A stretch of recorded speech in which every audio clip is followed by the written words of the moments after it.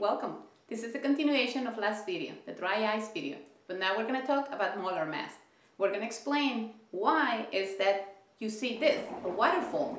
You might think, or you might have heard, that this waterfall occurs because the cold air moves down and the hot air moves up. Remember, in the other video, we talked about exothermic and endothermic and how they balance out the temperature.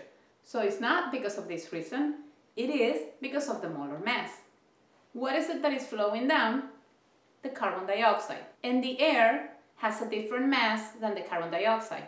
Let's talk a little bit about molar mass. Okay, so we have the carbon dioxide, which is 1 atom of carbon, 2 atoms of oxygen. Then we have the air, which is composed of 78% nitrogen, 2 atoms of nitrogen, a molecule of nitrogen, a molecule of oxygen, 2 atoms of oxygen, that's 21%, and then 1% of a mixture of other gases. Let's put, for example, argon.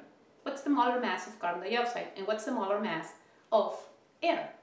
Let's calculate that. If you go to the periodic table, for example, you see carbon, and you're going to find the atomic number, and then you're going to find the atomic mass.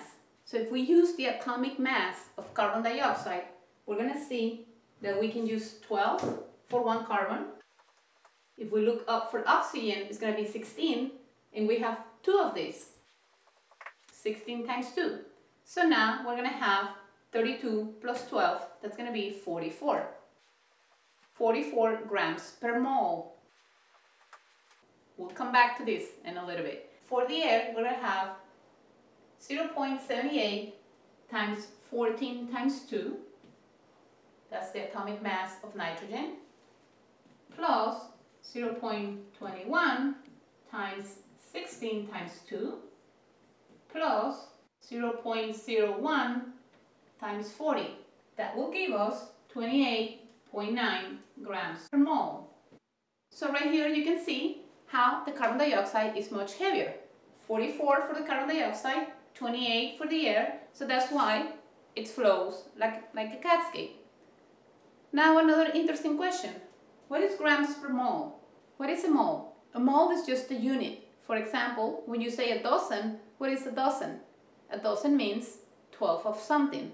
In this case, a mole is 6.02 times 10 to the 23rd. That is a huge number. That would be 602 times 21 zeros. That is a huge number. It is a huge number, and this number is known as the Avogadro's number. And you probably have heard about it, or you will see it in your upcoming classes in chemistry. You can have a mole of atoms, or you can have a mole of Lego figures. Just imagine having a mole of clone troopers. You will need tons of space to accommodate this many clone troopers. It will be fun though. In chemistry then, when we express grams per mole, what is exactly that we're saying? Do you have 44 grams of carbon dioxide? Can you see the 44 grams? Well, it's per mole. That means you need to have this amount of carbon dioxide molecules in order to make 44 grams. You need tons of carbon dioxide molecules to make 44 grams. If you want to know the weight of just one molecule, then you divide 44 by this huge number, and that will give you 0.000000000000000, way too many zeros. That would be very, very small weight. But if we want to actually work with atoms and molecules, we can't really be working with such large numbers. So that's why we calculate everything per mole. And that facilitates a lot the work in the lab. So this is actually why you see this waterfall. Because the carbon dioxide weighs a lot more than the air stays up and the carbon dioxide falls down. This is awesome.